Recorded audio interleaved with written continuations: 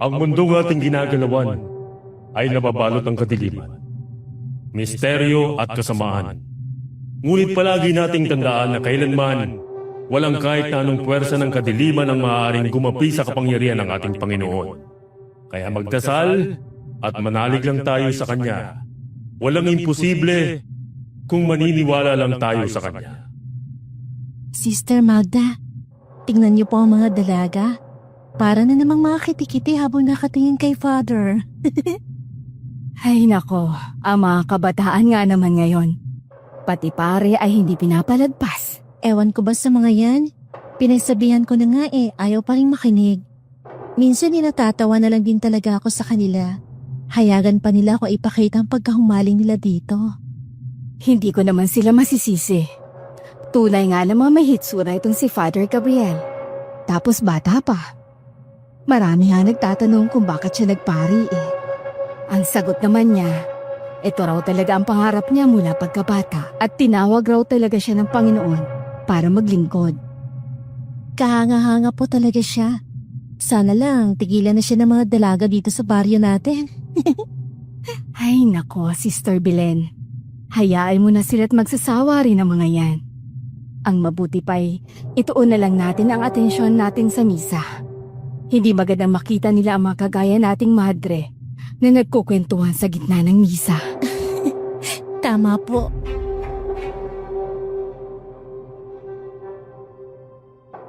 Magandang araw po sa lahat ng mga nakikinig ngayon sa Aswang Radio. Ako po si Lucy, taga Pampanga, at nagtatrabaho bilang isang store manager. Isa po ako sa mga solid listeners nyo. Kaya umaasa po ako na mapipili nyo itong kwentong ipapadala ko. Karanasan po ito ng tiyahin ko na isang madre. Tawagin na lang po natin siyang si Sister Belen. Batang madre pa lang po siya nang mangyari ito, taong 1976 sa isang liblib na baryo sa Antique. Unang araw pa lang niya sa simbahang yun ay naging close na niya si Father Gabriel. 30 anyos lang ito at kinahuhumalingan ng mga dalaga dahil sa angking kagwapuhan nito. Tinatawanan na lang ni Father Gabriel ang mga ito dahil mas nakatuon ang atensyon niya sa kanyang mga tungkulin sa simbahan. Pero isang araw ay pinuntahan siya ng kanyang ina sa simbahan. Umiiyak ito habang binabalita sa kanya ang pagbubuntis ng nag-iisa nitong kapatid. At hindi inaasahan ni Sister Belen na pati pala ang buhay niya ay magbabago nang dahil sa balitang ito.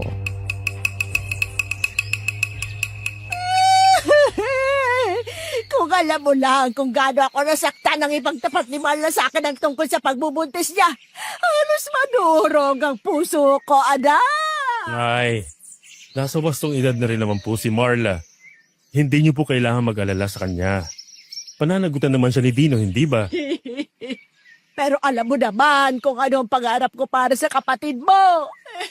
Gusto ko siyang makapangasawa ng isang may kayang lalaki. Masama bang mangarap ako magkaroon siya ng isang marangyang buhay? Ang tanong, ito ba ang pangarap ni Marla para sa sarili niya? Hindi pa niya alam kung ano ang mas makakabuti sa kanya. Ako bilang ina niya, alam ko kung ano at sino ang nararapat sa kanya. Matagal na rin naman po ang relasyon nila ni Dino. At matagal ko na rin itong tinututulan. Matigas lang talaga ang ulo ng kapatid mo. Ayaw makinig sa akin. Ay, Diyos ko! Si Marla yata ang ikakamatay ko! Nay, wag po kayong magsalita ng ganyan. Kilala ko po si Dino. At alam kong mabuti siyang tao. Aalagaan niya ng mabuti ang kapatid ko. Mabuting tao ga, pero isa lang siyang hamak na magsasaka. Anong klaseng buhay ang ibibigay niya kay Marla? Hindi po tamang manghamag tayo ng ating kapwa-tao. Anak, pwede ba? Huwag mo akong kausapin bilang isang pare. Nanay mo ako at buhay ng kapatid mo ang pinag-uusapan natin dito. Kailangan maging practical tayo. Mawalang galang po. Pasensya na kung sasabat ako sa usapan nyo. Pero tama po si Father Gabriel.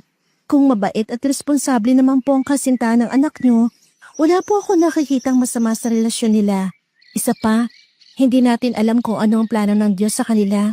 Malay natin, kung magsisikap lang sila sa buhay, sabay silang aasenso. Teka, anong pangalan mo, sister? Sister Belen po. Sister Belen!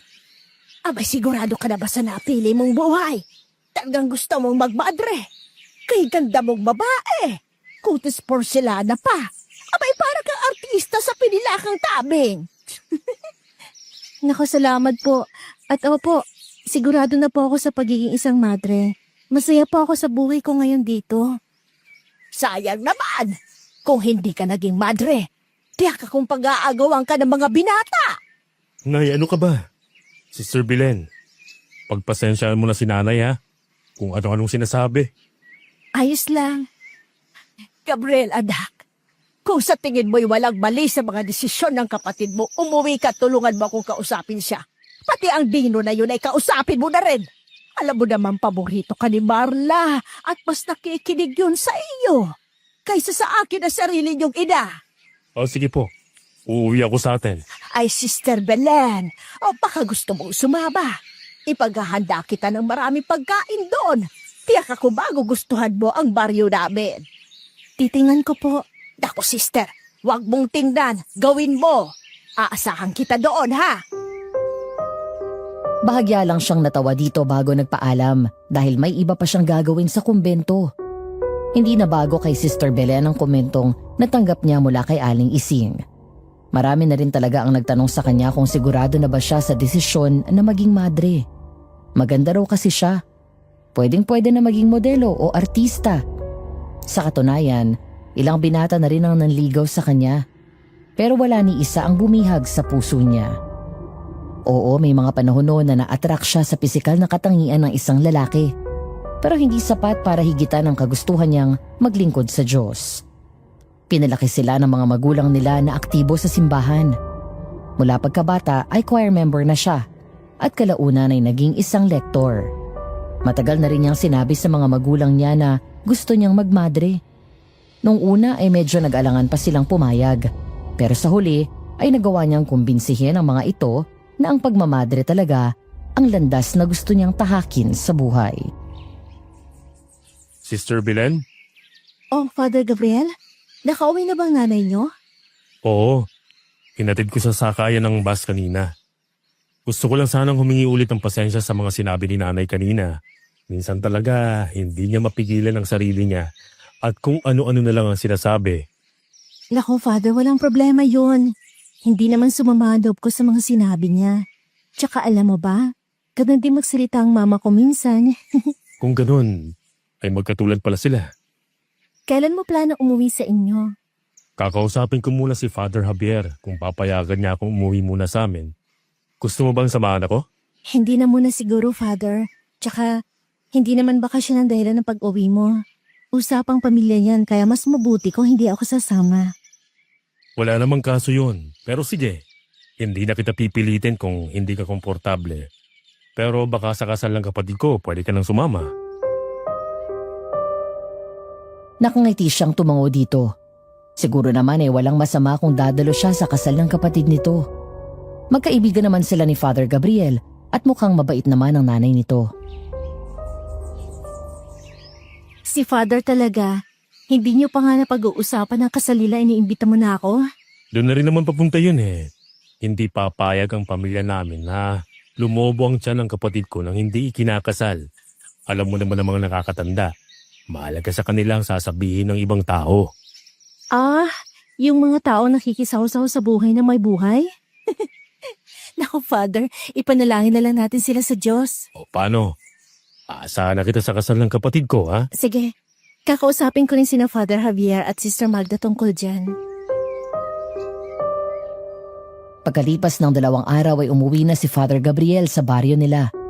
Tinanong pa nga siya ulit nito kung ayaw niya na talagang sumama. Pero ang sabi niya sa susunod na lang. Marami rin kasi siyang mga kailangang asikasuhin sa kumbento at hindi niya pwedeng basta na lang iwan ang mga ito. Isang araw ay pinatawag siya ni Sister Magda sa opisina nito. Kinabahan siya kahit wala naman siyang maisip na nagawa niyang mali. Magandang umaga po, Sister Magda. Sister Belen, nandito ka na pala. Maupo ka. Gusto kitang makausap. Napakaseryoso ng tingin nito sa kanya, kaya lalo siyang kinabahan. Marahan siyang umupo at nginitian ang kanilang Mother Superior. Ano pong pag-uusapan natin? Kumusta ang relasyon niyong dalawa ni Father Gabriel? Po? Relasyon? Ang ibig kong sabihin, bilang pare at madre dito sa ating parokya, maayos ba ang inyong samahan at pakikitungo sa isa't isa? Oo naman po. Mabait sa akin si Father Gabriel at wala akong may reklamo sa kanya. Maayos naman po niya nagagampanan ng tungkulin niya bilang isang pare. Bakit niyo po naitanong sa akin yan? Komportable ka ba sa kanya? Wala ba siyang nasabi o nagawa na maaaring naasiwa ka? Wala naman po. Magsabi ka lang ng totoo, Sister Belen. Pangako, hindi makakalabas ang usapang ito sa aking opisina. Hindi rin kita huhusgahan. Basta sabihin mo lang sa akin ang totoo. Nagsasabi po ako ng totoo. Wala naman pong ginagawa o sinasabing masama si Father Gabriel sa akin. Bakit naman ako maasiwa sa kanya? Sister Magda, tapatin niyo po ako. Bakit niyo po ito tinatanong sa akin? Bumuntong hininga ito at halatang nahihirapang sabihin sa kanya ang totoo. Ilang segundong katahimikan rin ang namayani bago siya nito tiningnan ulit. Marami na kasi ang nagsasabi sa akin na masyado raw kayong malapit sa isa't isa. At ilang beses na raw nilang nahuli si Father Gabriel. Nakakaiba kong tumingin sa'yo. Mga dakaw na tingin, kumbaga. Sus ma, Yosep. Napasign of the cross siya sa kanyang narinig. Sino naman kaya ang magpapakalat ng ganong klaseng chismis sa isang pari at madre? Kinalabutan siya sa bagay na ito. Ni minsan ay hindi sumagi sa isip niya na may gusto si Father Gabriel sa kanya. Alam kong maaaring bunga lang ito ng malilikot at malisyosong pag-iisip ng ibang tao. Pero gusto ko pa rin kausapin ka para makasiguro. Maniwala po kayo sa akin. Wala pong katotohanan ng mga sinasabi nila. Imposible magkagusto si Father Gabriel sa akin dahil napakaseryoso niya sa kanyang tungkulin bilang pare. Kilala naman po natin siya eh. Alam ko, ako man ay hindi rin makapaniwala. Siguro, mas mabuti kung wag na lang nating pansinin ang mga sinasabi nila.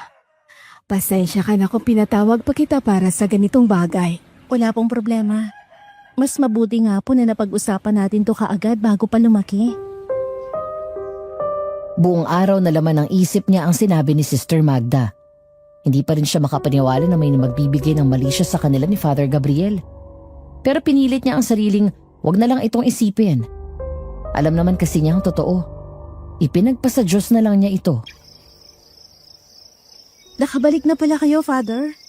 Oo, kakarating ko lang. Kumusta naman ang kapatid mo? Maayos naman ang kalagayan niya at nang ipinagbubuntis niya. Napag-usapan na rin namin ang tungkol sa kasal nila ni Dino. Mabuti naman kung ganon. Hindi na ba tumutol ang nanay niyo? Hindi na sa wakas. Naipaliwanag ko naman ang maayos sa kanyang lahat. Nakita ko rin na masayang-masaya ang kapatid ko.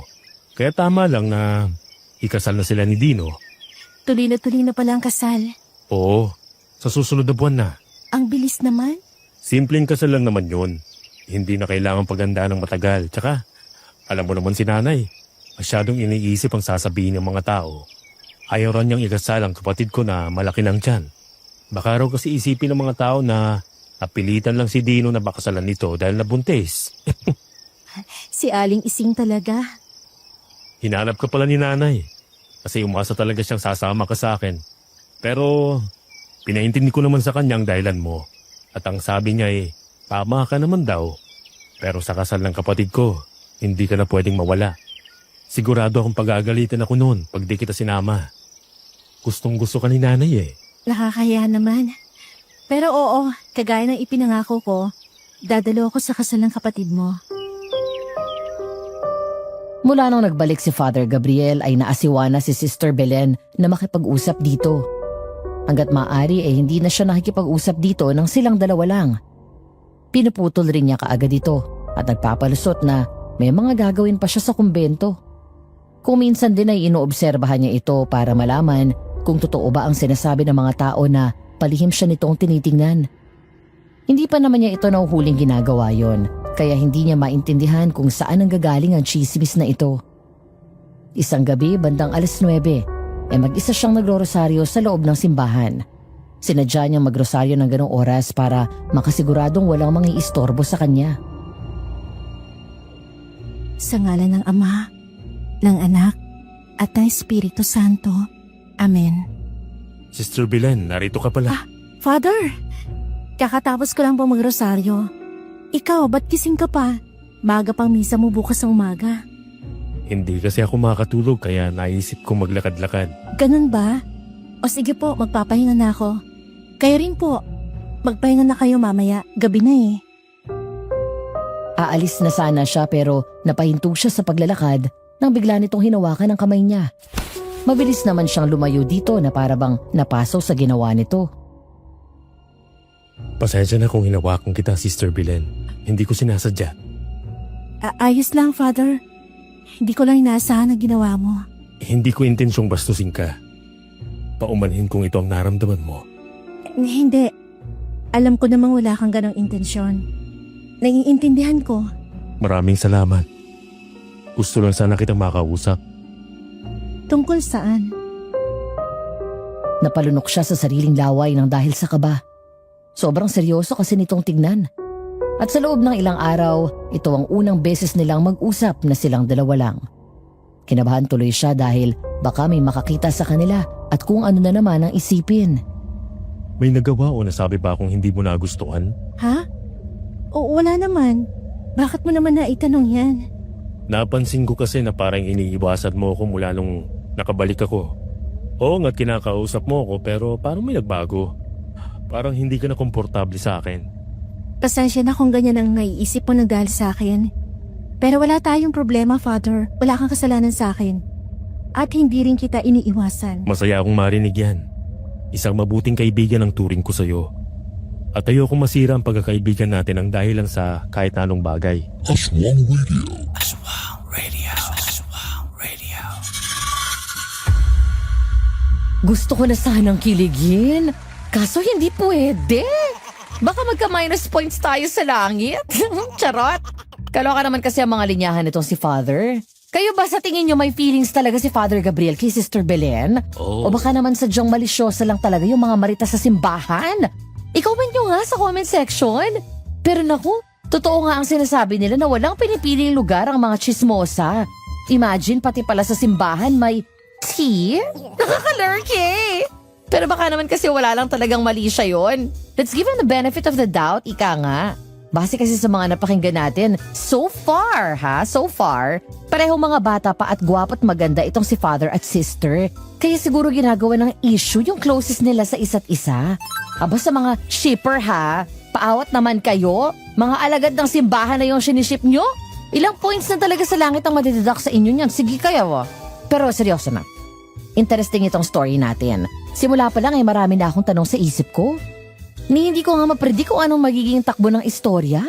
Pero ang gusto ko lang sabihin, nakaka-stress din ang karakter ng nanay ni Father ha. Ba't kasi kailangan na lagi nating alalahanin kung anong iniisip at sinasabi ng mga tao? Para bang nakabase yung desisyon natin sa opinion nila? In the first place, mga wala naman silang ambag sa buhay natin.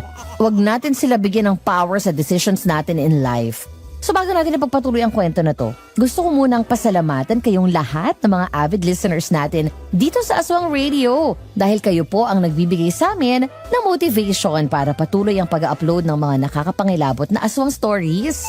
Kaya mag-like na po ha at mag-share and mag-subscribe na kayo para mas mapalagana pa natin ang kaaswangan ng channel natin. At dahil dyan, sabay-sabay nating pakinggan ang mga susunod na eksena. Aswang Radio. Hindi na niya iniwasan si Father Gabriel dahil ayaw niyang mag-isip ito ng kung ano-ano. Pero mas naging maingat rin siya dahil ayaw naman niyang patuloy na bigyan ng mali siya ng mga tao ang bawat pag-uusap nila. Gusto mo akong sumama sa baryo nila? Bakit naman? Sister, baka kung ano na naman kasing isipin ng ibang tao kapag nalaman nilang sumama ako kina Father. Di ko rin naman pwedeng bawiin yung pangako ko sa nanay niya na dadalo ko sa kasal ng kapatid niya. Ay, sa bagay, may punto ka naman dyan. Medyo mahirap nga ang sitwasyon mo ngayon, Sister Belen.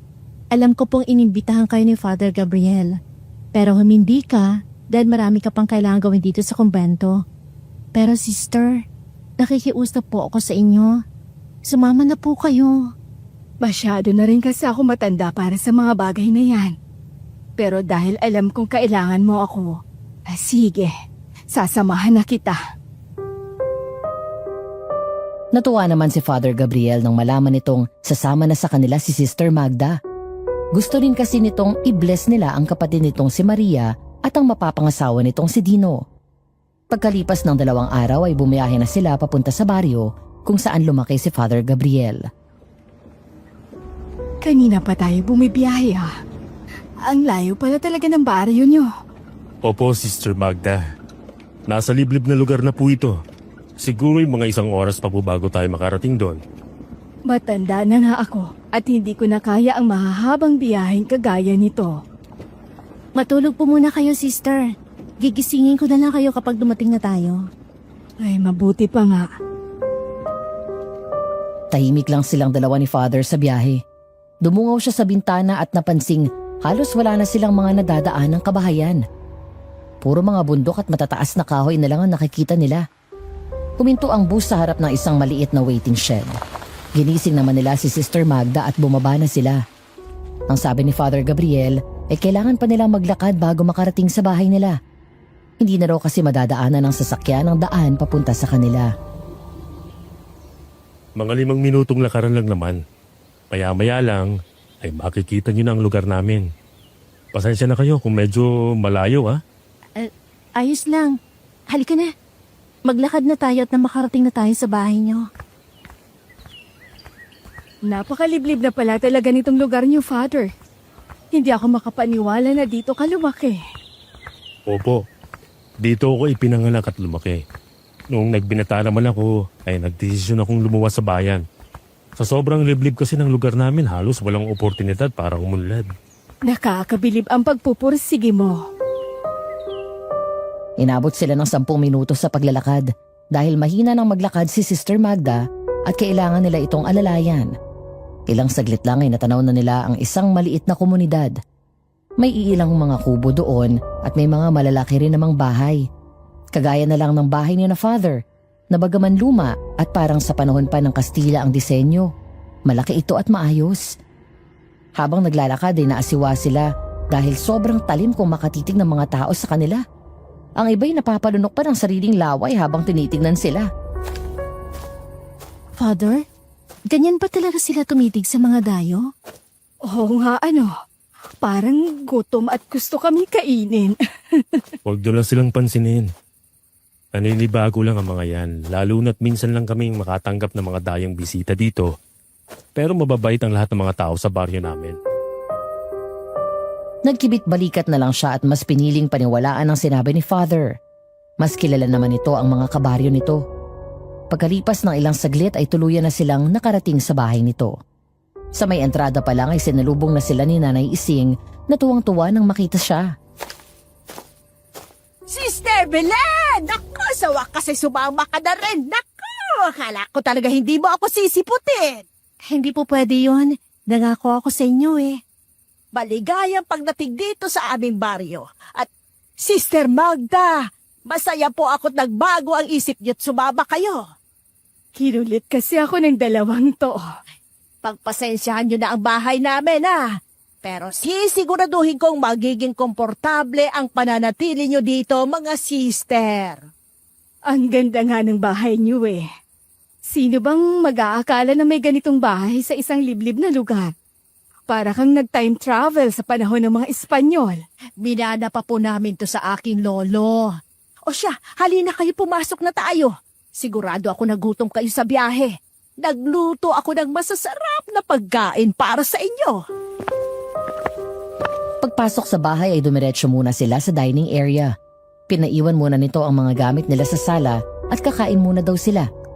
Sinalubong naman sila ng isang magandang babae na may mahabang buhok at balingkinitang katawan. Kuya, Marla, ito nga pala si Sister Magda at Sister Belen. ikinagagalak ko po kayong makilala. Ang ganda naman pa ng babae nitong kapatid mo, Father. Oo nga, Marla, masaya ako makilala ka. Maraming salamat. Habang kumakain at nag-uusap sila, ay napansin nilang mahinhin na tahimik lang si Marla.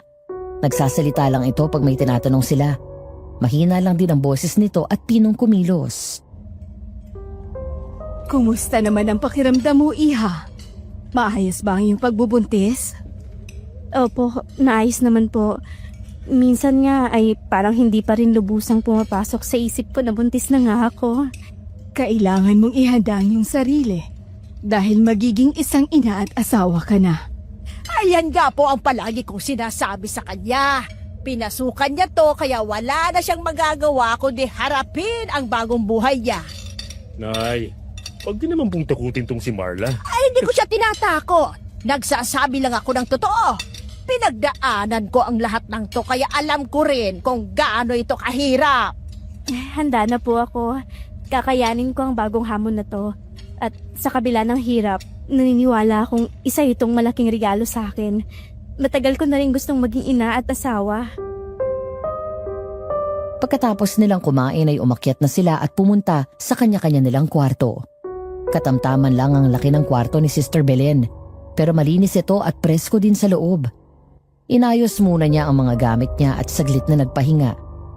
Mamayang hapon raw kasi ay pupunta sila sa kapilya para sa gagawing misa ni Father Gabriel. Naging tradisyon na raw talaga ito ni Father tuwing umuuwi siya sa baryo nila. Ayos lang ba kayo?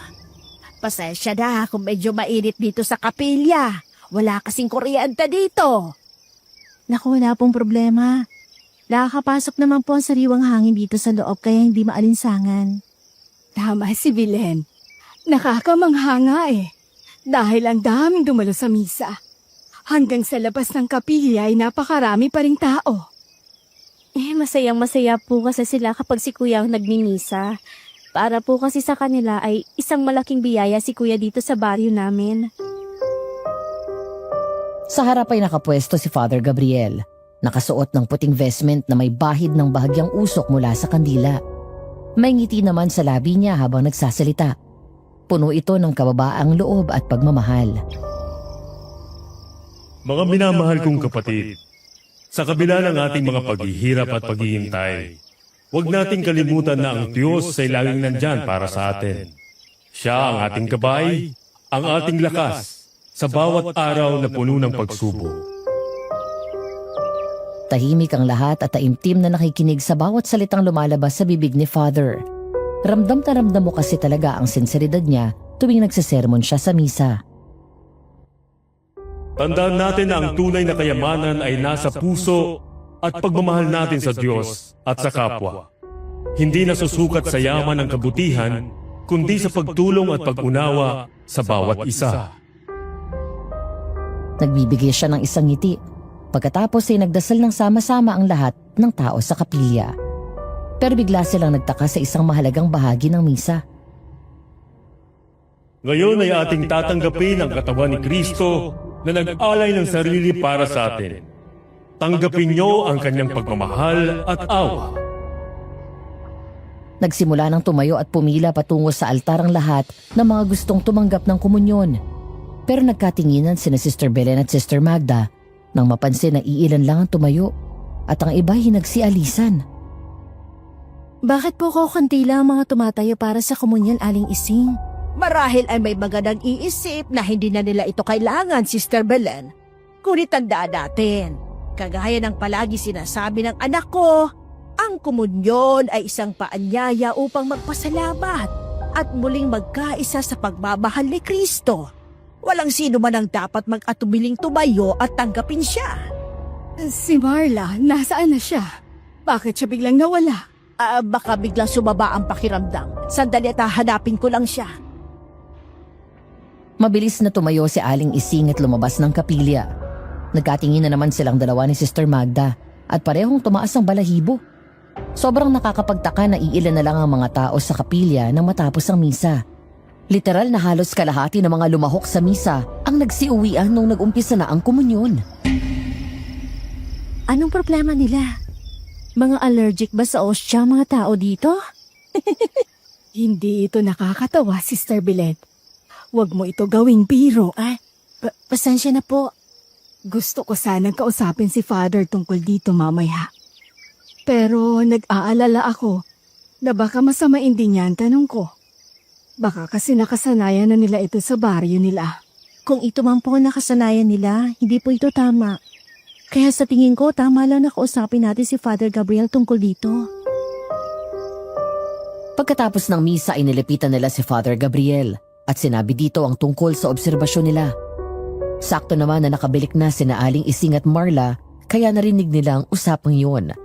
Baka sa mukha ni Father na nahiya ito sa inasal ng mga kabaryo niya. Habang napansin naman nila na parang hindi nagustuhan ni Aling Ising ang komento nila. Ito na talaga ang nakasanayan ng mga tao dito sa amin. Ayaw naman namin pakialaman sila sa gusto nila. Syempre, kanya-kanya naman tayo ng paraan upang ipahiwatig ang pananampalataya natin. Kaya kung ayaw nilang magkomunyon, hindi namin sila pinipilit.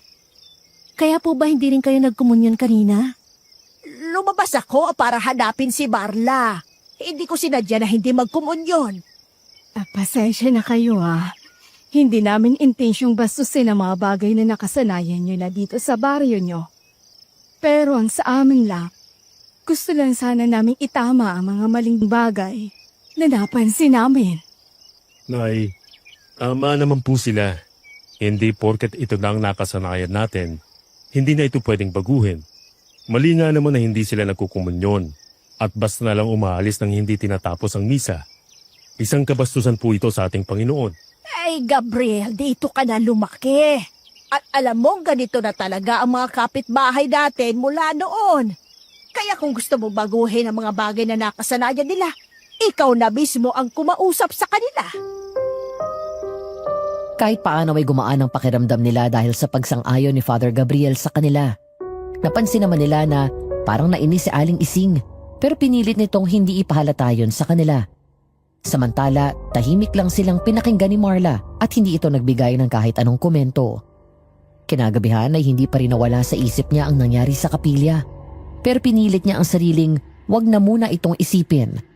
Naligo siya, nagbihis at pagkatapos ay naghanda para sa kanyang personal na oras ng panalangin. Inilabas niya ang isang maliit na rosaryo na gawa sa kahoy. Bakit kaya walang kahit isang altar dito sa bahay nila? Nakakapagtaka. Lalo na't may nakatirang pari dito. Lumuhod na lang siya sa tabi ng kama niya at sinimulang magrosaryo. Pero bigla siyang natigilan nang maramdaman ang isang malamig na hangin lumampi sa kanyang batok. Iginala niya ang paningin sa paligid pero wala naman siyang nakitang kahit sino. Kinabahan na siya sa puntong yun pero pinagpatuloy pa rin niya ang pagdarasal. Pagkatapos naman niya magrosaryo ay nagtaka siya nang may marinig siyang ingay sa labas. Napalingon siya sa salamin at napansin ang isang anino sa labas ng bintana. Doon, nakatitig ang isang matandang lalaki na nakasuot ng luma at maruming kasuotan. Nakatitig ang mga mata nito sa bahay at di nagtagal ay nagtama ang mga paningin nila. Dahan-dahan siyang naglakad papunta sa bintana para tawagin ito. Magandang gabi po, Tay. Ano pong kailangan nila? Hindi sumagot ang matanda at patuloy lang na tumitig sa kanya. Habang tumatagal ay mas lalo lang siyang kinilabutan sa presensya nito. Ano kayang kailangan niya? Bakit kanya naman siya kumakatitig sa akin? Nakakatakot naman. Patuloy lang niya itong tinignan at hinintay siyang magsalita. Pero laking gulat niya nang unti-unting nagbago ang itsura nito. Ang matandang lalaki ay nagsimulang maging sa anino at sa isang kisap mata, naging isang itim na aso na may di pangkaraniwang laki. Nakatitig pa rin ito sa kanya na para bang gusto siyang sugurin. Diyos ko, nananaginip pa ako. Paano niya ginawa yun? Napaatras si Sister Belen at hindi maipaliwanag ang nararamdaman. Sobrang bilis ng tibok ng puso niya habang pinagmamasdan ang nakakatakot na hayop. Sa kabila nito ay nananatili siyang nakatayo, nakahawak sa pader ng bintana at hinintay kung ano ang susunod nitong gagawin. Bigla namang tumakbo papunta sa madilim na kagubatan hanggang sa tuluyan na itong nawala sa kanyang paningin. Sino yan? Ako to, Sister Belen. Mabilis niyang pinagbuksan ng pinto si Sister Magda. Nagtaka naman siya nang salubungin ito ng natatakot niyang mukha. Kaagad itong pumasok sa kwarto niya at iginala ang paningin sa paligid. Ano po nangyari sa inyo? Bakit ang putla niyo't naliligo pa kayo sa pawis? Ayos ka lang ba dito? Opo, bakit yung naitanong? Wala ka bang nakita o naramdaman kahit anong kakaiba dito? Wala naman po. Nagdesisyon siyang wag na lang sabihin dito ang tungkol sa nakita niyang matandang lalaki na naging aso. Para kasing wala sa sarili niya si Sister Magda. Takot na takot ito nung oras na yun at ayaw niyang makadagdag pa sa takot nito. May mali sa lugar na to. Po? Bakit niyo po nasabi yan? Nararamdaman ko ang kademonyuhan na nakapaligid sa baryong ito. Po? Isarado mo ang bintana. Huwag na huwag kang dudungaw dyan lalo na paggabi. Huwag mo ring bubuksan yan. Higit sa lahat, huwag kang lalabas ng bahay. Dito ka lang sa kwarto mo. Sister Magda, ano po ba nangyayari sa inyo? Tinatakot niyo naman po ako eh. Magdasal ka, Sister Belen. Nasa panganib ang buhay natin.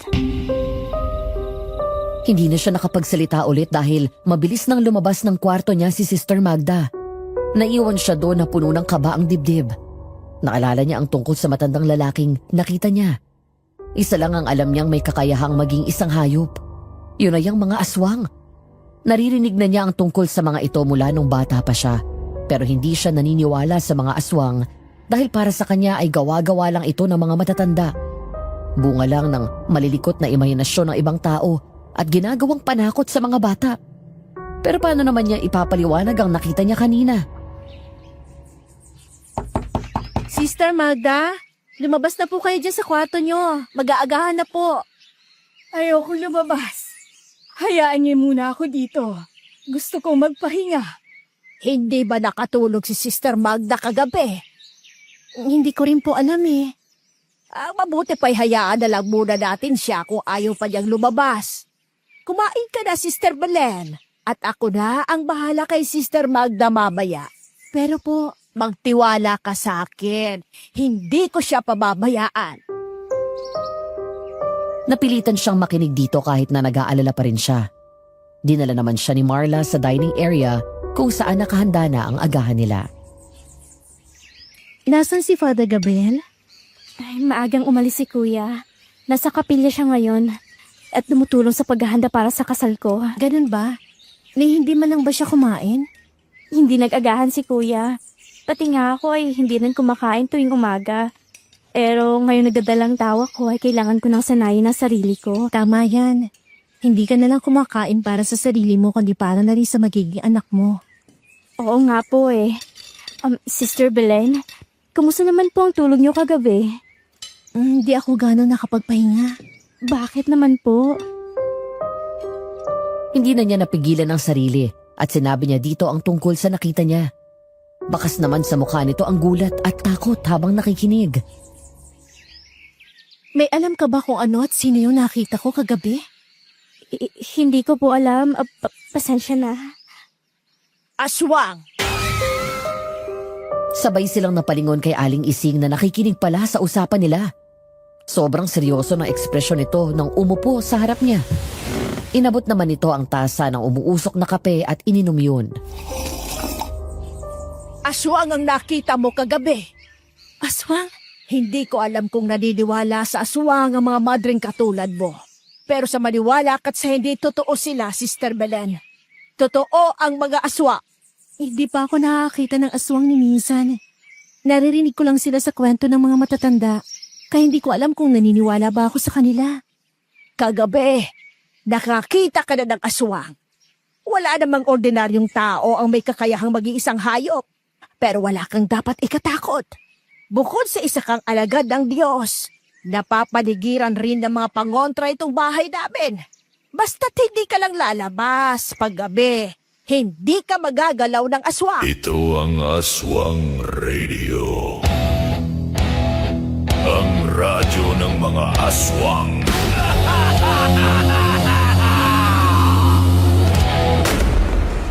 And the plot thickens! O taray, nag-English.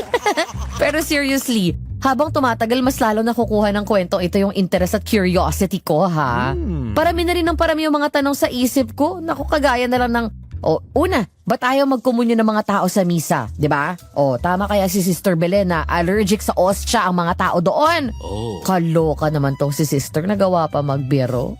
Pero naalala ko yung isang kwento na narinig ko dati sa mga matatanda. May mga aswang daw talaga na nagpupunta ng simbahan. Oo.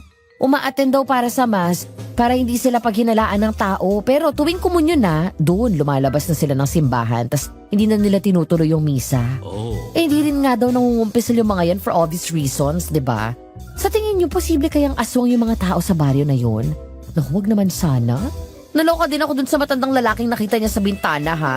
Iba din si Manong. May pa-transformation pang nalalaman. Naging aso. Paano kung dog lover pala si Sister Belen? Charot. Inampon? Ano ba? Kayo ano sa tingin ninyo? Aswang kaya yung matandang lalaking nakita nyo? Feeling ko talaga oo. Wala na rin naman kasi akong ibang maisip na explanation kung paano yung naging hayop, no? Instant transform. And one more thing. Bakit kaya ayaw lumabas ng kwarto niya si Sister Magda? May sakit ba siya? Isa ba tong simpleng trangkaso o baka may deeper meaning behind it? Englishan talaga. Di kaya umpisa lang ito ng bangungot nila? Ay naku, ang dami-dami kong mga tanong. I-comment nyo na nga sa comment section yung mga naiisip nyong sagot. At habang busy kayo sa pagtatype, ituloy na natin ang kwento natin today. Aswang Radio. Kuya, ang ganda-ganda ng kapilya. Ang daming bulaklak. Nakakabangha naman. Pinagtulungan talaga namin ang mga kapitbahay na ayusin to. Maraming salamat, kuya. Ang saya-saya ko. Siyempre naman, lahat ay gagawin ko para sa nag-iisa kong kapatid. Sister Belen, anong masasabi mo sa kapilya? Ang ganda. Parang hindi na to yung simpleng kapilya na nakita ko kahapon. Nagmistulan na itong paraiso ng mga bulaklak ngayon. Dino, Sabay silang napalingon sa kararating lang na binata. May itsura ito. Sunog ang balat, makapalang kilay, matangkad at matipuno ang pangangatawan. Ipinakilala silang dalawa ni Marla sa isa't isa. Ikinagagala ko po kayong makilala, sister. Salamat, ako rin. At binabati ko kayo sa kasal nyo. O Dino, bakit ka na naman nagpunta dito? Hindi mo ba alam ang pamahiin na hindi kayo dapat magkita ni Marla bago ang kasal nyo? si kuya naman, di ko inakalang nagpapaniwala ka pala sa mga pamahiin. Hindi ako naniniwala sa mga yan, pero wala namang masama kung maniniguro ako. Siyempre dito nakasalalay ang kasiyahan ng kapatid ko. Huwag po kayong mag-alala. Hindi ko hahayaang hindi matuloy ang kasal. Eto na ang pinakahihintay ko. Kaya mangyayari't mangyayari ang kasal namin mamaya. Mukhang magiging kampante nga akong ibigay sa iyo ang kamay ni Marla. Nararamdaman ko ang pagmamahal mo sa kanya. At alam kong aalagaan mo siya. Oo naman po. Mamahalin at aalagaan ko siya habang buhay. Bukod dyan, sana ay mabigyan mo rin siya ng magandang buhay. Ay, hindi lang maganda, kundi marangyang buhay. Kagaya po ng pinangako ko sa inyo, magsisikap po ako. Nay, pwede ba? Tama niya. Nagsasabi lang ako ng totoo. Pinag-usapan na po natin to, di ba? Hindi tamang pinagsasalitaan nyo ng ganyan si Dino. Bukod sa napakabait ng tao, siya rin ang nagpapasaya kay Marla. At tuwing pinagsasalitaan nyo siya ng masama, pati si Marla, sinasaktan nyo rin.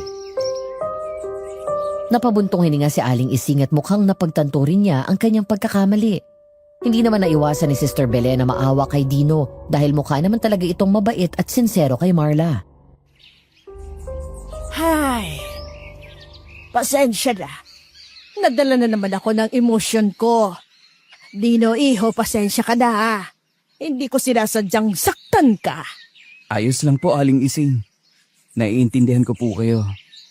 Alam kong iniisip niyo lang ang kapakanan ni Marla. Nay, kagaya po ng sinabi ko sa inyo, mapagkakatiwalaan po si Dino. Ilang taon ang relasyon namin at minsan ay hindi niya ako sinaktan. Alam kong magiging mabuti at responsableng asawa siya. Mukhang naliwanagan naman si Aling Ising kahit papano. Natuwa rin si Sister Belen dahil hindi naman pala bato ang puso nito at handa rin itong makinig at tumanggap ng pagkakamali. Siya man ay naniniwala ring magiging mabuting asawa si Dino kay Marla. Habang nag-uusap ang mag-ina, ay nahagip ng paningin niya ang isang matandang lalaki. Nakatingin ito sa kanila mula sa di kalayuan. Para bang nagmamasid.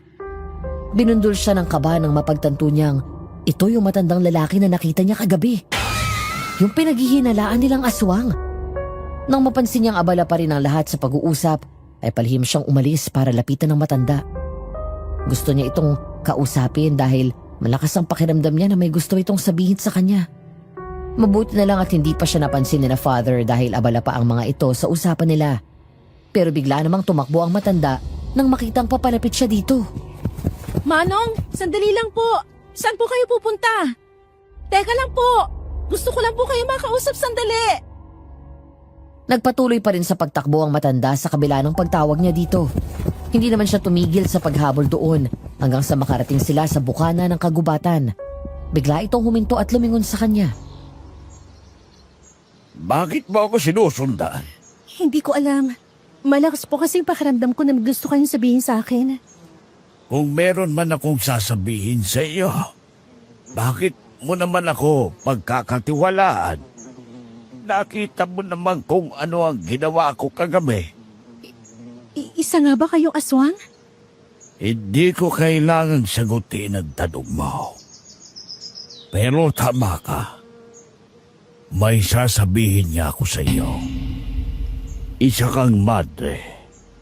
Malakas ang iyong pananampalataya at naniniwala akong protektado ka ng Diyos. Kaya dapat siguro ay nararamdaman mong may mali sa paligid mo. Ano pong ibig niyong sabihin? Mag-iingat ka sa pamilyang tinitirhan niyo ngayon. Hindi niyo sila maaaring pagkatiwalaan. Mabubuting tao po sila. Naniniwala ka ba talaga sa sinasabi mo? Magkakilala po kami ni Father Gabriel. Isa siyang mabuting kaibigan. At wala rin pinakitang masama sa akin sina Aling Ising at Marla. Pati si Dino na mapapangasawa ni Marla, mabait din sa akin. Bilang isang madre, wala bang nakapagsabi sa iyo na magaling manlilang ang demonyo? Kayang-kaya kanilang paniwalain na mabuti silang tao at may mabuting hangarin. At sa oras na kuhang-kuha na nila ang loob mo, saka sila aatake ng hindi mo nalalaman. Sinasabi niyo bang may masamang binabalak sina Aling Ising sa amin? Ano po ba talagang nalalaman niyo? Bakit hindi niyo nala ako diretsuhin? Maniniwala ka ba talaga sa akin? Sabihin niyo po sa akin kung anong nalalaman niyo. At ako nang huhusga kung dapat ko ba kayong pagkatiwalaan o hindi. Sister, paano kung sabihin ko sa... Sister Belen! Nandito lang pala kayo. Abay, kanina ka pa namin hinahanap. Ano ginagawa mo dito? At bakit kausap mo si Mang Isidro? Napaatras ang matandang lalaki na mukhang natakot sa presensya ni Aling Ising. Mabilis naman siya nitong hinawakan na para bang gusto siyang ilayo kay Mang Isidro. Anong kabaliwan ang pinagsasabi mo kay Sister Belen? Wala. Wala akong sinabi sa kanya. Siya ang sumunod sa akin dito. Totoo po ang sinasabi niya Aling Ising. Nakita ko po kasi siyang tumitingin sa atin kanina kaya naisip ko na baka may kailangan siya. Wag na wag kang lumapit sa matandang ito, sister. Mapaganib ang isang ito. Matagal na siyang pinangingilagan ng mga tao dito sa baryo namin. Wala na siya sa katinuan at nananakit ng mga tao. Hindi totoo yan. Hindi ako nananakit. Hindi mo kami maloloko. At alam na rin namin na isa kang aswang. Nakita mismo ni sister kagabi na nagbago ang anyo mo at naging aso. Hay nako, sister. Halika na nga. Iwan na natin ang halimaw na yan dito. Hoy, ikaw, Mang Isidro. Wag na wag mo nang lalapitan si sister at kahit sino sa amin. Mabilis siyang hinila ni Aling Ising palayo dito. Habang naglalakad ay lumingon siya ulit sa direksyon ni Mang Isidro at nakita itong sinusundan sila ng tingin. Parang may pinapahiwatig ito sa kanya. Hindi rin matanggal sa isip niya ang sasabihin sana nito bago dumating si Aling Ising. Bakit ito sinasabing hindi mapagkakatiwalaan ang pamilya ni Father Gabriel? Ano ang lihim na nalalaman ni Mang Isidro? Nasa panganib nga ba ang buhay niya? Sister Belen, wag mo nang lingunin ang matandang yoon. Mukha naman po siyang mapait. Magaling man din lang ang mga sugo ng kadiliman. Dapat ay alam mo yan bilang alagad ng Diyos.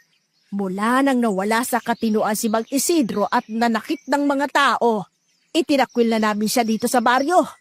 Ang alam ko ay sa kabundukan na siya nadidirahan at maaring doon siya nahawaan ng mga aswang. Kaya't naging halimaw na rin siya ngayon. Sa kabila ng mga sinabi ni Aling Ising, ay parang may nagsasabi pa rin sa kanya na hindi niya ito dapat pagkatiwalaan. Kaya naman nagdesisyon siyang doblehin ang pag-iingat.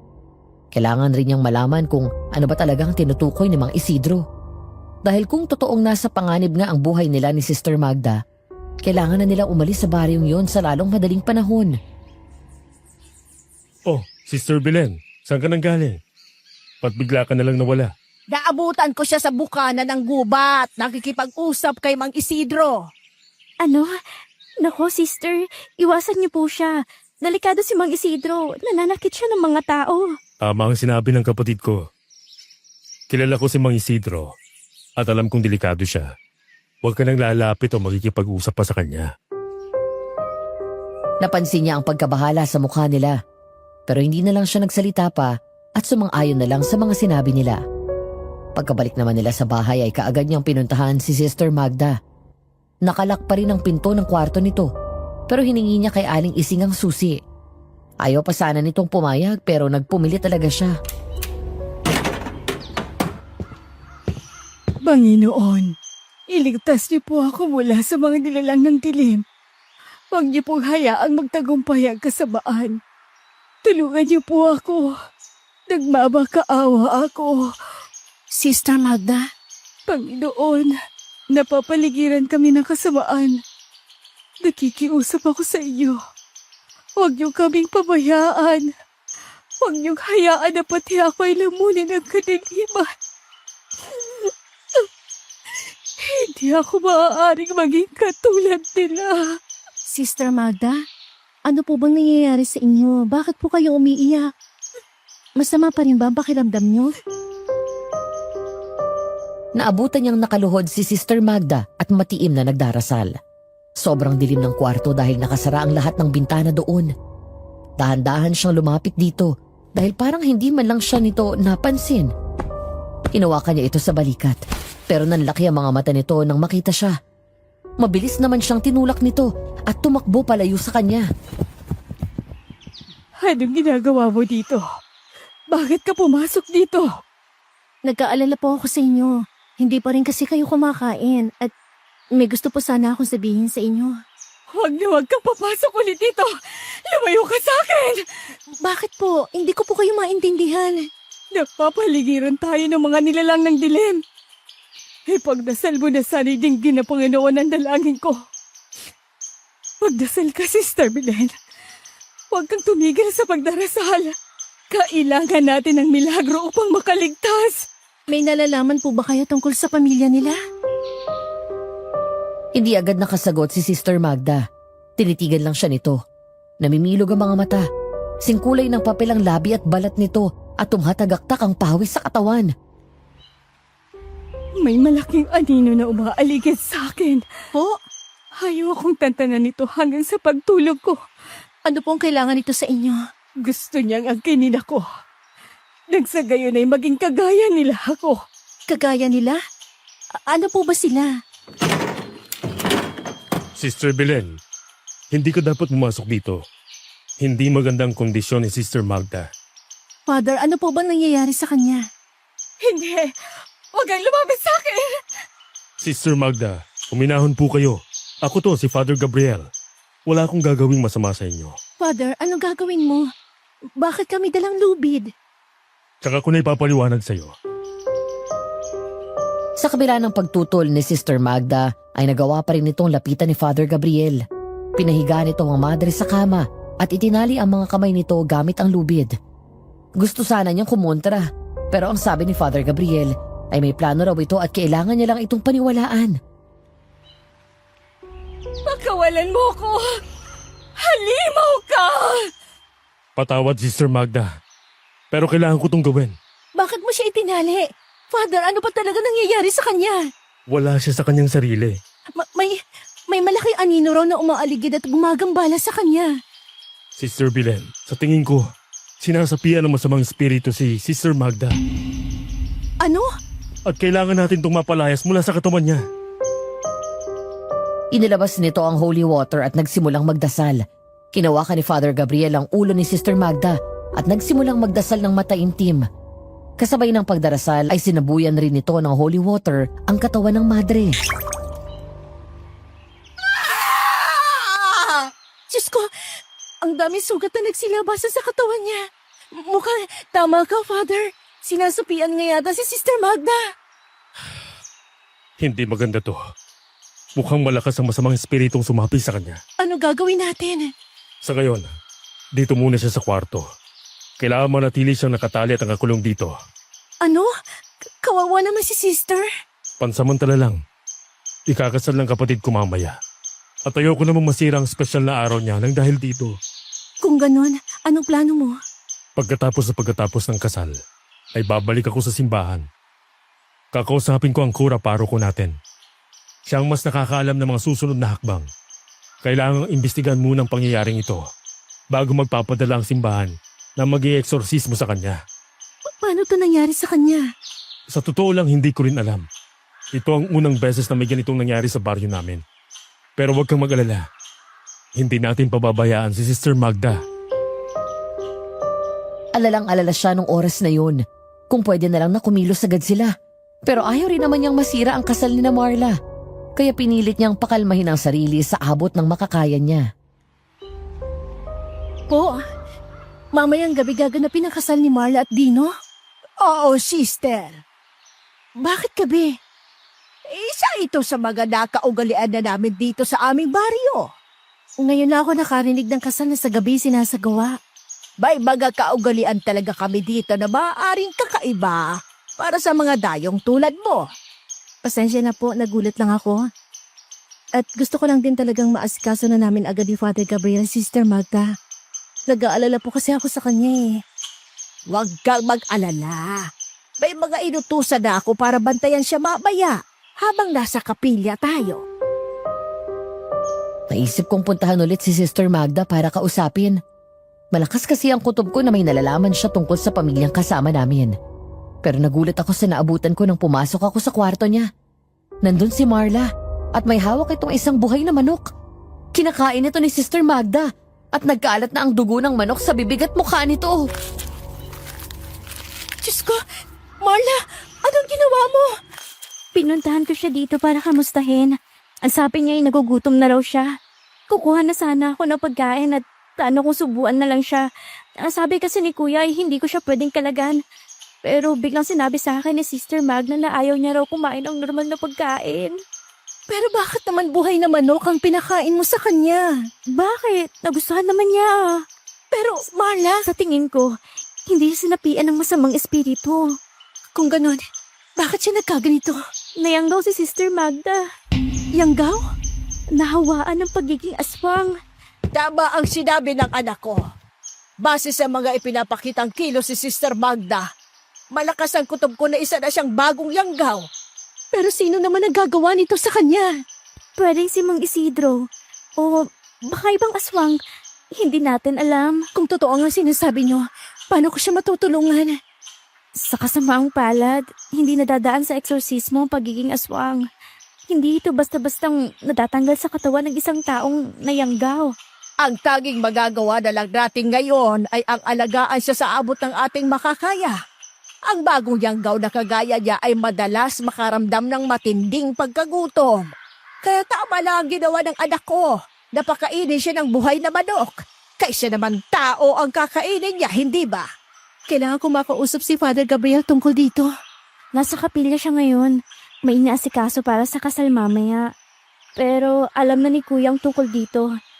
Ayaw niya lang maniwala at pinagpipilitan pa rin niyang sinasapian lang daw si Sister Magda. Pero nakita mo naman ang ginawa niya sa pobreng manok. Mariyo na patunay ito na isa na nga siyang aswang. Nang maubos ang kinakain nito ay nilingon siya ni Sister Magda.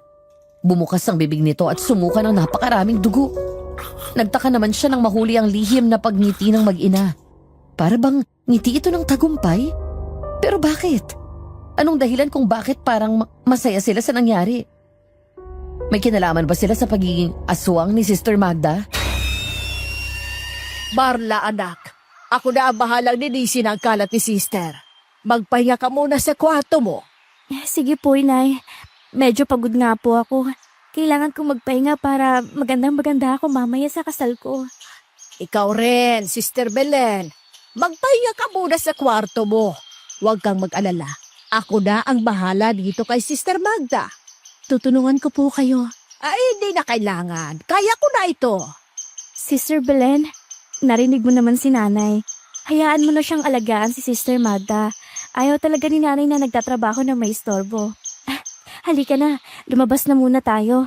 Aswang Radio. Ano ba yan? Umeksena na naman ang pet peeve ko.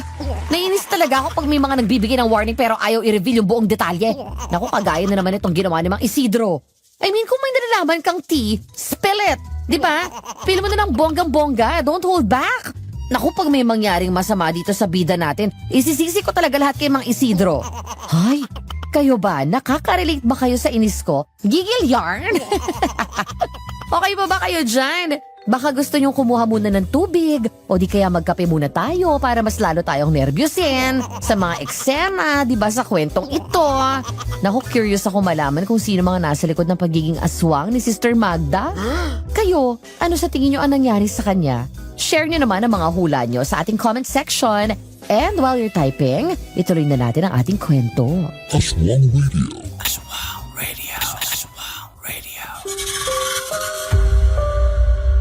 Napilitan si Sister Belen na bumalik sa kwarto niya. Pero imbis na magpahinga, ay nagdasal siya. Kinuha niya ang rosaryo at lumuhod sa tabi ng kama. Mariin niyang ipinikit ang mga mata at taimtim na nagdasal para sa kaligtasan ni Sister Magda. Sa totoo lang, hindi niya alam kung paano ito tutulungan. Ni hindi niya alam kung may paraan pa bang tanggalin ang sumpa ng pagiging aswang sa katawan ng isang tao. Pero naniniwala siyang walang imposible sa Diyos. Kaya nag-alay siya ng isang taimtim na dasal para dito. Sister, gusto mo raw akong makausap? Father, mabuti naman nandito ka na. Sister, hindi ko alam kung paano to sasabihin sa'yo. Ayoko sanang maniwala sa sinabi ni Nanay at ni Marla. Pero mukhang tama nga sila. Mukhang naayanggaw nga si Sister Magda. Father, anong gagawin natin? Hindi siya pwede maging aswang. Isa siyang alagad ng simbahan. May mga bagay na hindi na natin kontrolado. Hindi naman natin ginustong nangyari. Ang tanging magagawa lang natin ay ang ipagdasal siya. Pero, Natigilan siya nang makita ang kakaibang ngiti sa mukha ni Father. Bigla naman itong tinanggal ang suot niyang belo. Hinawakan ang kanyang buhok at hinaplos ang pisngi niya. Father, ano ba? Ano ginagawa mo? Hindi ko alam kung sadyang manhid ka lang ba o hindi mo lang pinapansin ang isang bagay na mas malinaw pa sa sikat ng araw. Hindi kita maintindihan. Tsaka, pwede ba bitiwan mo ko? Hindi tama itong ginagawa mo. Matagal na akong may gusto sa'yo, Sister Belen. Ang totoo niyan, unang kita ko pa lang sa'yo ay nahumaling na ako sa angkin mong kagandahan. Father Gabriel, naririnig mo bang sarili mo? Pari ka at isa naman ako madre. Pareho tayong alagad ng simbahan. Yan ang hindi ko maintindihan. Porket mga alagad tayo ng simbahan, hindi na tayo pwedeng mag-ibigan. Mga tao lang naman tayo. At may karapatan ring magmahal. Tumigil ka na. Mali ito. Pasintabi po sa mga susunod kong isasalaysay. Hindi po kaaya-aya ang pangyayaring ito. Pero kailangan kong isali sa kwento dahil mahalaga ang pangyayaring ito upang mas mabuo ang istoryang ibinahagi sa atin ng aking tiyahin na si Sister Belen. Ayon sa kanya, tila wala raw pakialam si Father Gabriel sa mga sinabi niya. Sa halip, mas lumapit pa ito sa kanya at niyakap siya ng mahigpit. Sinubukan niya itong itulak pero sadyang mas malakas ito sa kanya kaya hindi niya magawang kumawala sa yakap nito. Nang hilakbot naman siya nang puwersahan siya nitong hinila at basta na lang ibinagsak sa kama. Tatayo sana siya agad pero bago pa niya ito magawa ay mabilis na itong pumaibabaw sa kanya. Bago pa niya ito mapigilan ay isang mainit na halik na ang dumampi sa labi niya. Sa pilitan at walang pahintulot. Sa wakas ay magagawa ko na rin ang bagay na matagal ko nang gustong gawin sa'yo. Hindi ko na kailangan magtimpi. Kilabutan ka sa sarili mo, Father Gabriel. Alam mo kung gaano kalaki kasalanan itong ginagawa mo. Hindi kasalanan ang pagsunod sa aking totoong nararamdaman. Pinipilit mo ang sarili mo sa akin. Sa tingin mo ba'y tama ito? Alam kong pareho tayo ng nararamdaman, Sister Belen. Sadyang pinipigilan mo lang ang sarili mo dahil sa mga baluktot na patakaran ng simbahan. Pero sinasabi ko sa'yo, walang mali sa nararamdaman mo. Kung may nararamdaman mo na ako ngayon, yun ay ang pangdidiri at pagkasuklam sa'yo. Patawarin ako ng Diyos, pero kinasusuklaman kita! Tila hindi nito inasahan ang sinabi niya, kaya sandali itong nanghina at nawala ng depensa. Agad na kumala si Sister Belen at tinulak ito ng buong lakas. Tumayo naman siya at tatakbo na sana, pero mabilis siya nito napigilan. Namilog ang mga mata niya. Hindi siya makapaniwala sa nangyari.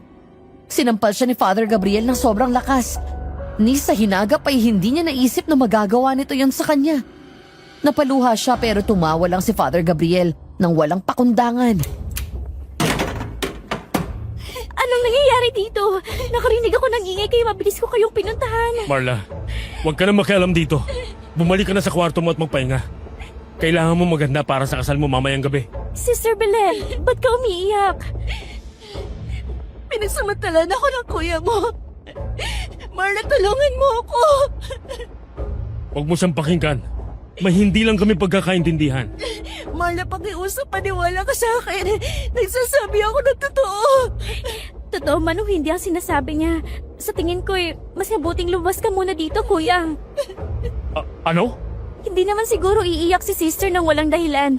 Kaya, sige na. Iwan mo muna kami dito. Ako nang bahala sa kanya. Sinasabi ko sa'yo, nagsisinungaling ang madre niyan. Ako ang kuya mo. Kaya dapat lang na sa akin ka maniwala at pumanig. Ay, kuya, bilang kapatid mo, nakikiusap ako sa'yo.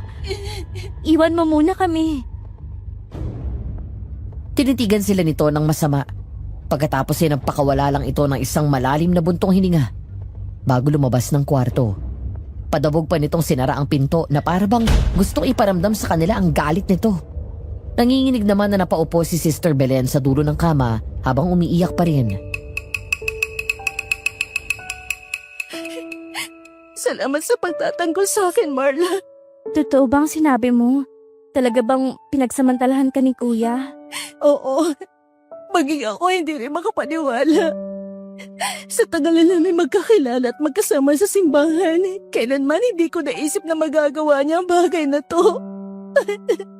Mabait ang kuya ko. Mapagmahal, matulungin, at may tampo sa Diyos. Pero mula pagkabata ay napansin ko nung parang may tinatago siyang kulo. Anong ibig mo sabihin? Hindi ko alam kung paano ko ito ipapaliwanag sa iyo. Pero para bang may lihim siyang pagkatao na hindi niya madalas na ipinapakita sa ibang tao.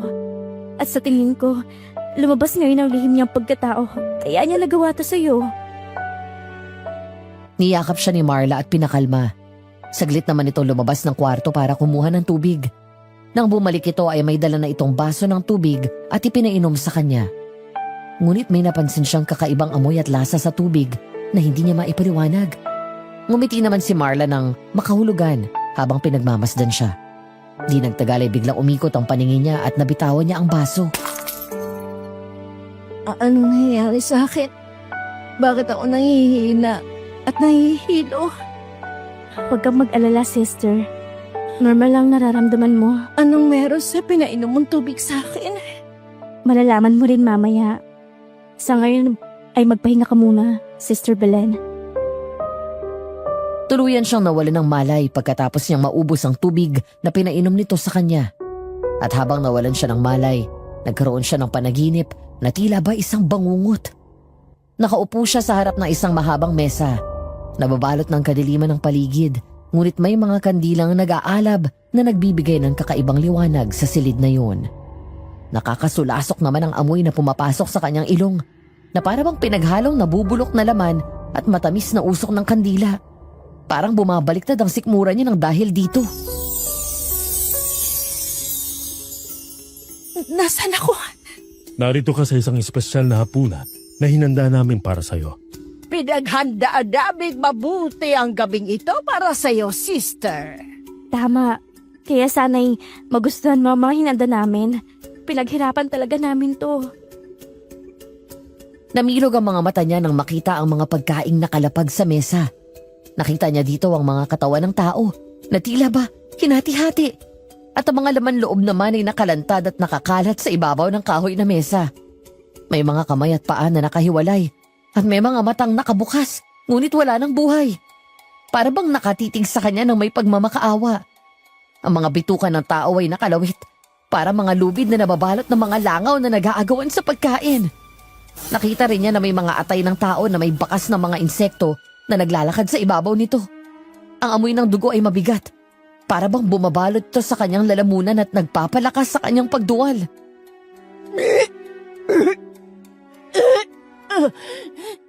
Oh, bakit ka sumusuka? Hindi mo ba nagustuhan ang hinanda namin? Sister, iniinsulto mo yata ang mga pagkaing handog namin sa'yo. Alam mo bang pinaghirapan itong lutuin ni nanay? At hindi rin madali ang ginawa ko para lang makakuha ng mga katawan at lamang loob ng tao. Mga halimaw kayo! Biglang kumulo ang kanyang tiyan. Hindi niya maipaliwanag ang kakaibang gutom na kanyang naramdaman. At ang mas nakapagtataka, bigla ay parang natatakam na siya sa mga nakahandang pagkain.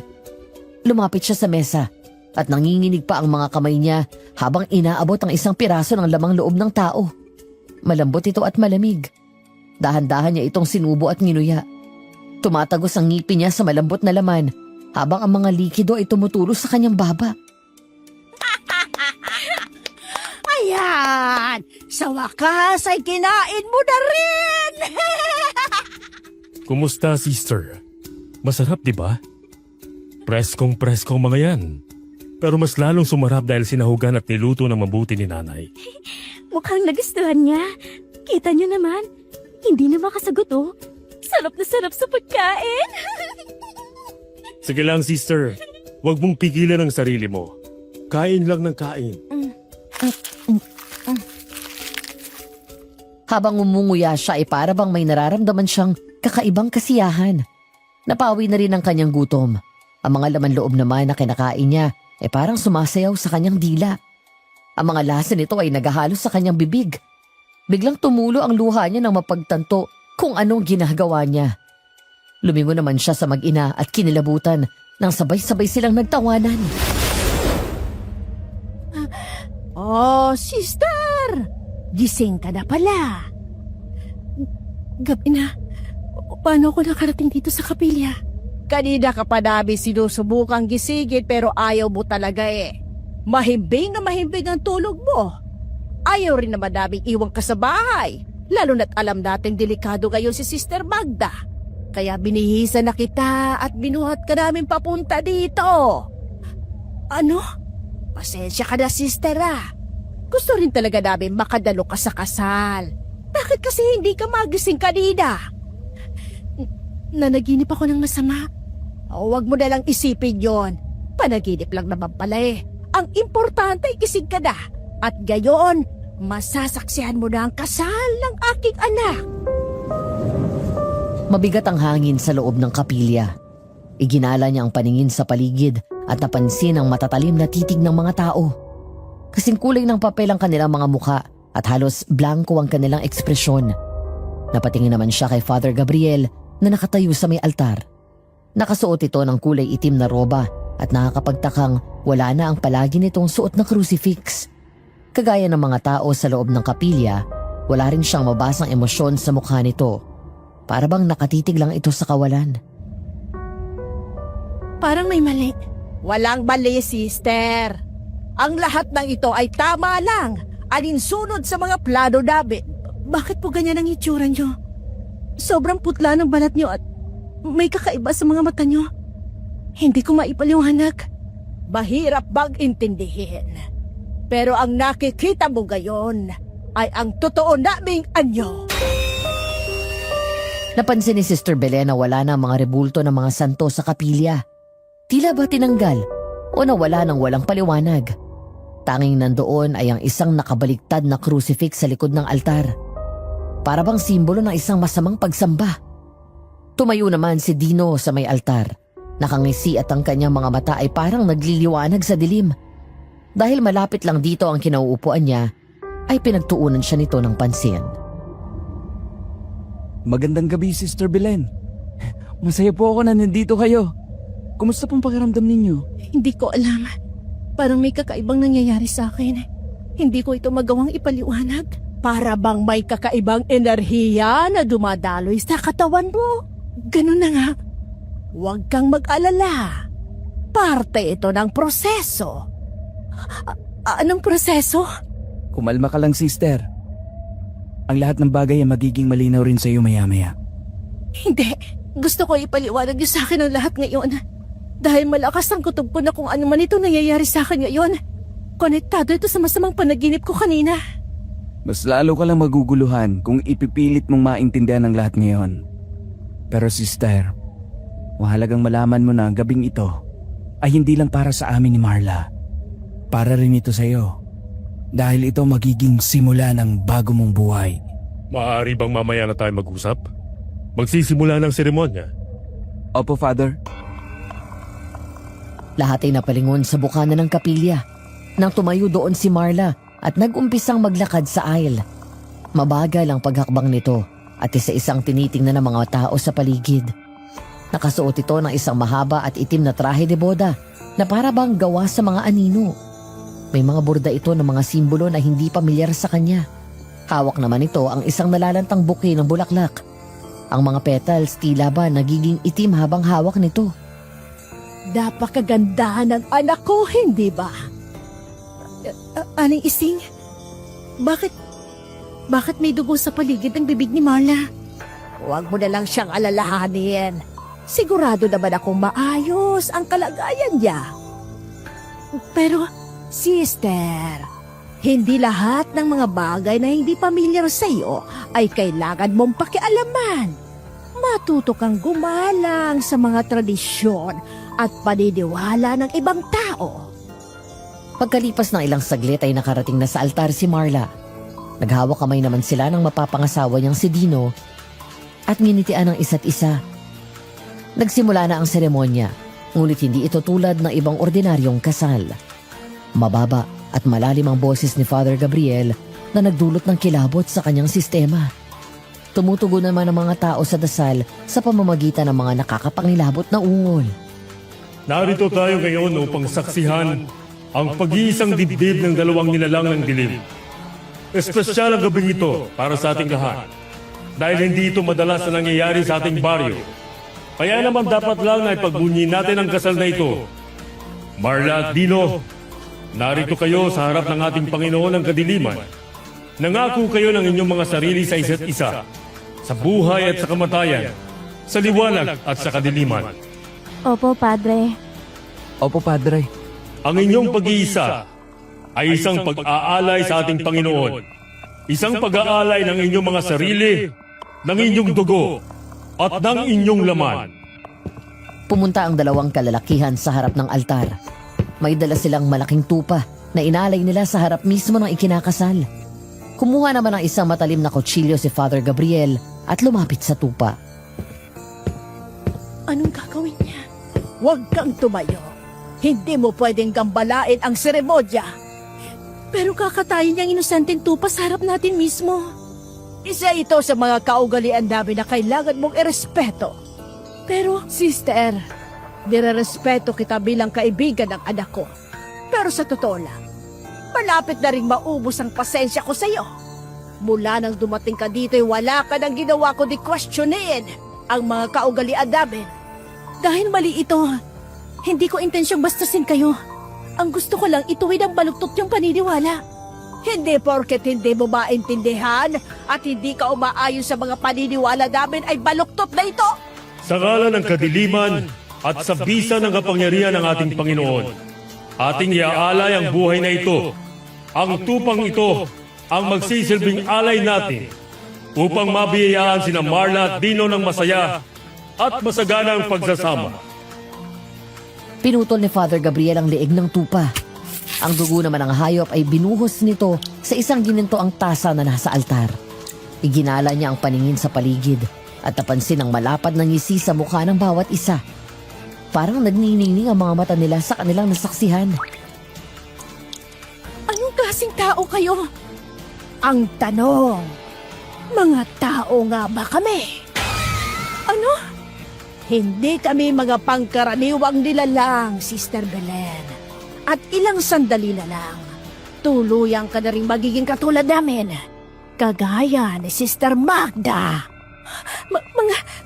Mga aswang kayo? Ganun na nga. Hindi ito maaari. Huminahon ka.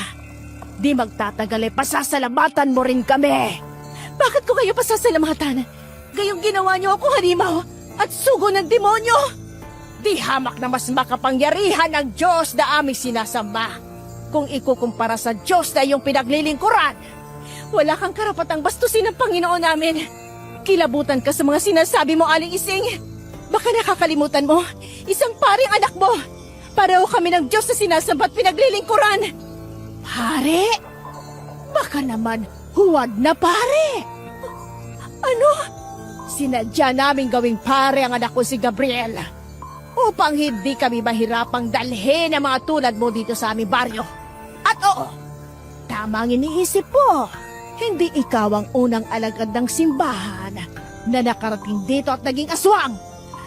Bakit yung ginagawa ito? Ito ang kagustuhan ng aming Panginoong Diablo.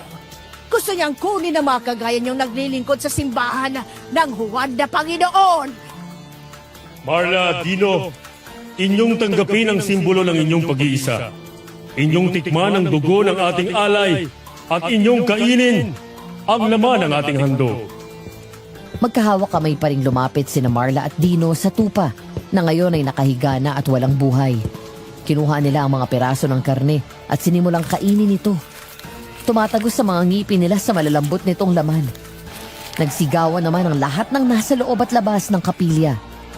Kinilabutan si Sister Belen dahil tila ba mga ungol mula sa ilalim ng lupa ang boses nila. Sa dugo at laman kayo ay nagiging isa.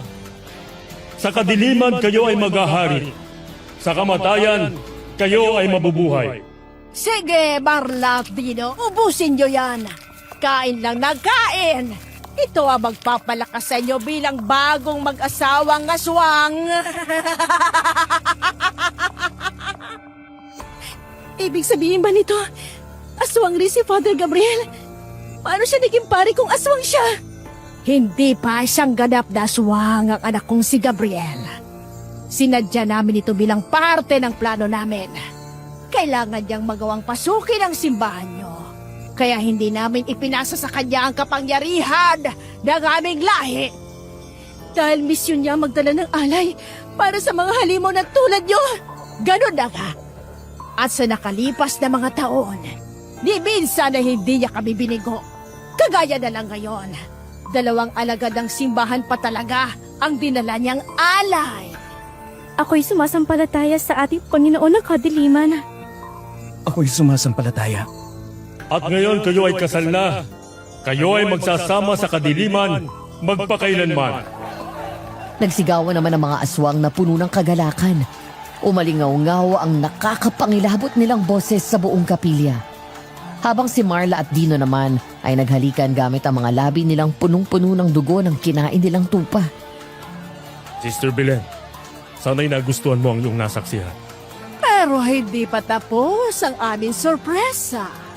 Tama, Sinay. Nagsisimula pa lang ang ating seremonya. Laking gulat niya nang makita si Sister Magda na naglalakad papasok ng kapilya.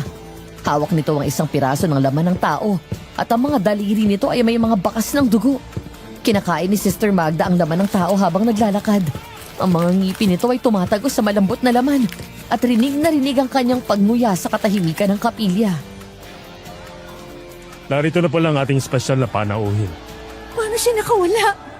Siyempre, pinakawalan namin. Kawawa naman kasi si Sister Magda kung mananatili siya nakagapo sa loob ng kanyang silid habang tayo nagkakasiyahan dito. Tamang sinabi ng asawa ko. Bilang kalahi nating aswang, dapat ikasama rin siya sa okasyong ito. Lumapit si Sister Magda sa altar kung saan nakatayo si Father Gabriel.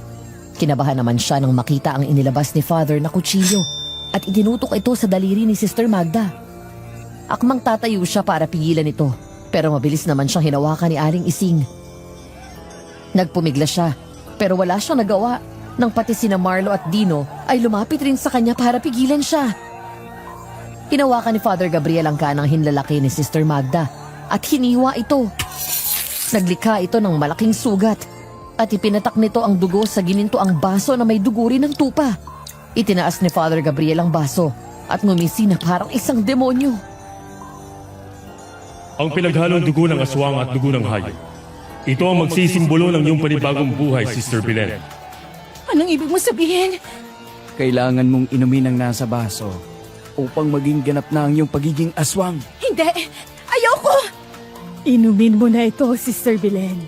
Kung gusto mo pang mabuhay. Anong ibig mo sabihin?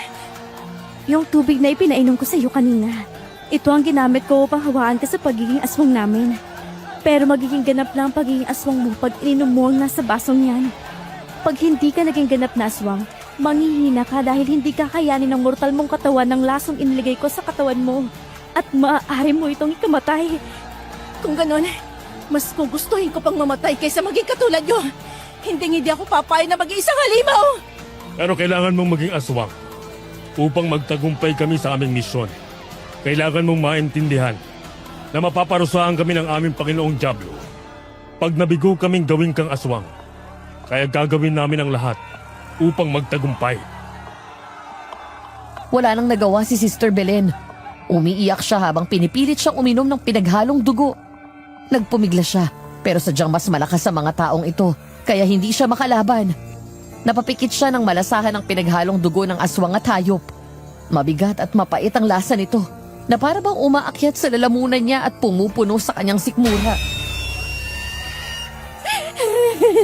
Hindi! Diyos ko! Hindi ka matutulungan ng iyong pekeng Diyos! Pasensya na, Sister Belen.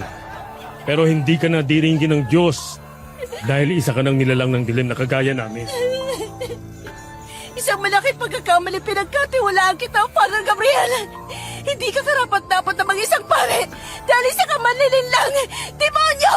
Tama ang lahat ng sinabi mo. Pero huli na ang lahat para magsisi. Pagkatapos uminom ay bigla siyang nakaramdam ng kakaibang gutom.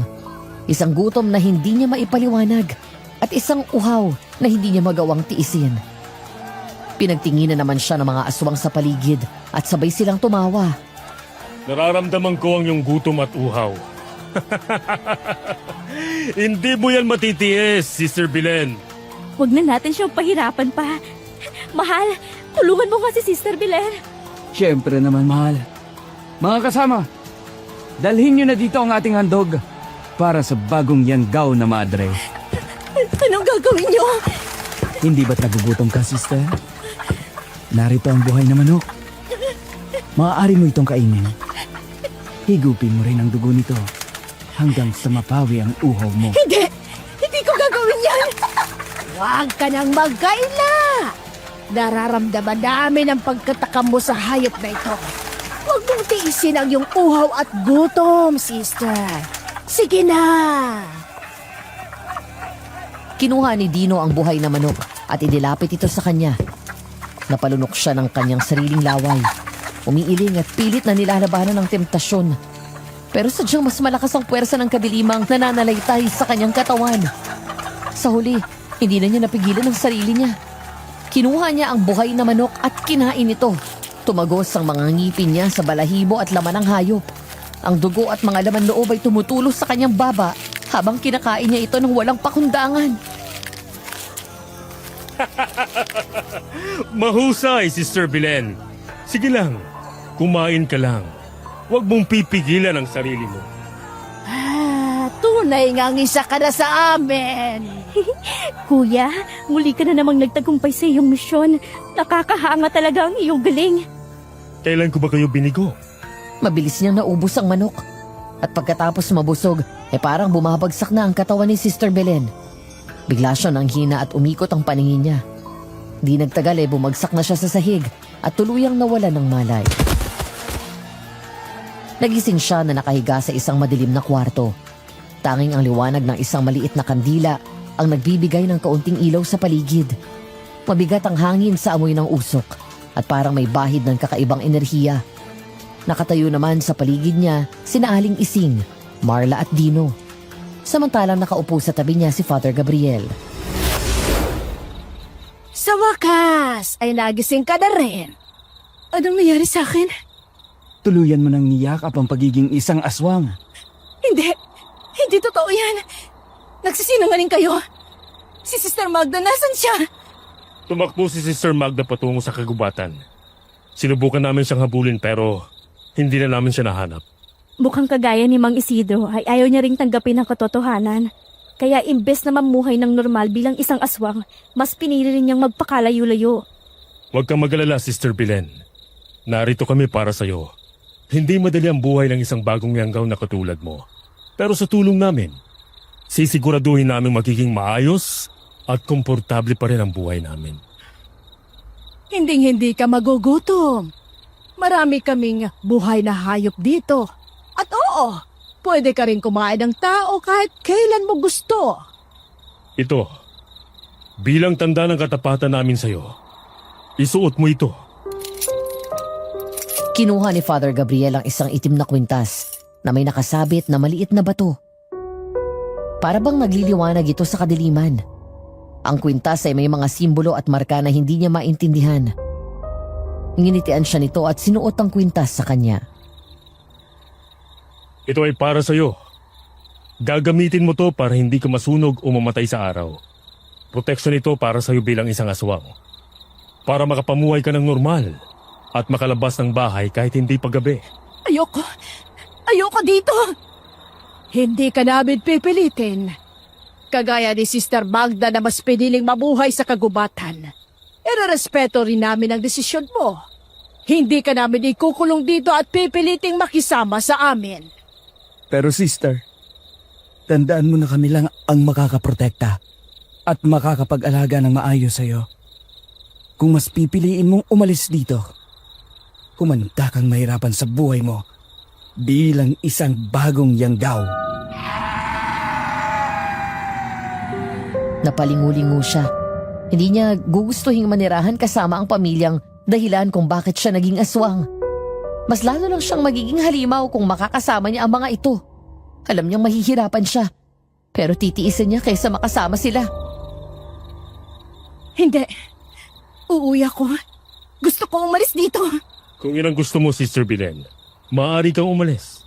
Pero tandaan mo, ikaw ay isa na sa amin ngayon. Ang mundo sa labas ay maaaring hindi ka natatanggapin tulad ng dati. Nakapagdesisyon na ako. Kaya hayaan niyo na akong umalis. Total ay nagawa niyo na gusto niyo gawin sa akin. Kung magbabagong isip mo, bumalik ka lang dito kahit kailan. Tatanggapin ka namin. Hinding-hindi na ako babalik dito.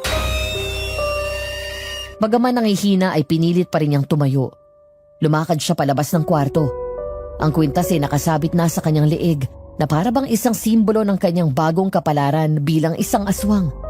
Huminga siya ng malalim at tahimik na nagdasal. Sana'y pakinggan pa siya ng Diyos, kahit isa na siyang aswang.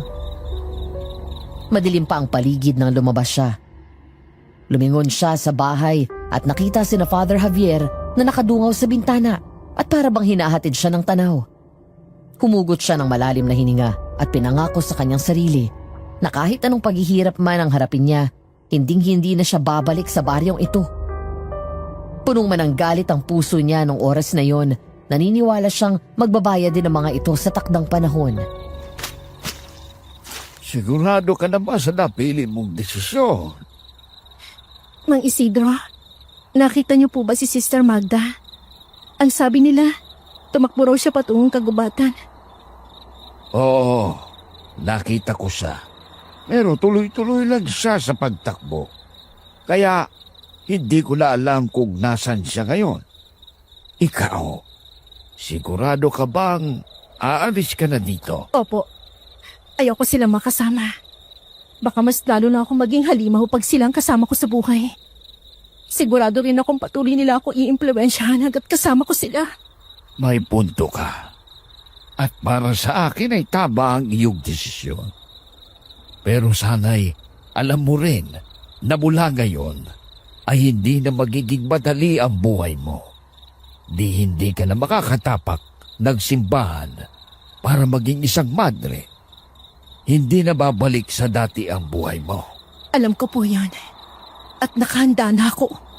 Kung ganon, hindi man ako sigurado kung pinakikinggan ng Diyos ang panalangin ng mga aswang na tulad natin. Pero ipagdarasal ko ang kaligtasan mo. Salamat po. Dahil hindi na siya pwedeng bumalik sa simbahan, ay nagdesisyon siyang umuwi sa pamilya niya. Hindi ito naging madali dahil nag-aalala rin siya na baka malagay sa kapahamakan ng buhay ng mga ito nang dahil sa kanya. Pero wala na rin kasi siyang ibang naiisip na makatutulong sa kanya. Nahirapan na rin siyang sabihin sa mga ito ang totoo. At sa totoo lang, ay natakot ang mga ito nung una. Hindi nila alam kung anong gagawin at paano siya tutulungan. Nilagay nila si Sister Belen sa loob ng isang kubo sa likod ng mismong bahay nila. Ginagapos nila ito tuwing gabi at pinapakain ng kung ano-anong hayop. Naging sobrang ingat din pala sila para hindi malaman ng kahit sino ang tungkol sa kanya. Madalas siyang manghina dahil pinipigilan niya ang kanyang sarili na kumain ng tao. Umabot rin ng ilang taon bago niya tuluyang nakontrol ang kanyang sarili at nagawang mamuhay na parang isang normal na tao. Panginoon, isa man po akong aswang ngayon. Kayo lang pong sinasamba't pinaniniwalaan ko. Sana po'y pakinggan niyo pa rin ako sa kabila ng katauhan ko ngayon. Patawarin niyo po ako sa mga pagkakamali ko. Sana po wag niyo akong pababayaan. Pati na rin po si Sister Magda. Sana'y pangalagaan niyo po siya. DJ Yumi, lumaki po ako na nakita kung gaano kalapit ang nanay ko at ang tiyahin kong si Sister Belen. Nagawa niyang mamuhay ng normal at pinaramdam rin po niya sa akin kung gaano niya ako kamahal. 18 anyos po ako nung pumanaw ang aking tiyahin. Pero hanggang ngayon ay nakatatak pa rin sa isipan ko ang kwento niya. Hindi ko po makakalimutan ang kanyang kwento at ang matibay na paniniwala niya sa Diyos hanggang sa huling hininga niya. Sana po ay nagustuhan niyo ang kwentong ipinadala ko ngayon. Maraming salamat po at God bless us all. Aswang Radio. Aswang Radio. Aswang Radio. Wow! Ito yung kwento na more than just the scare.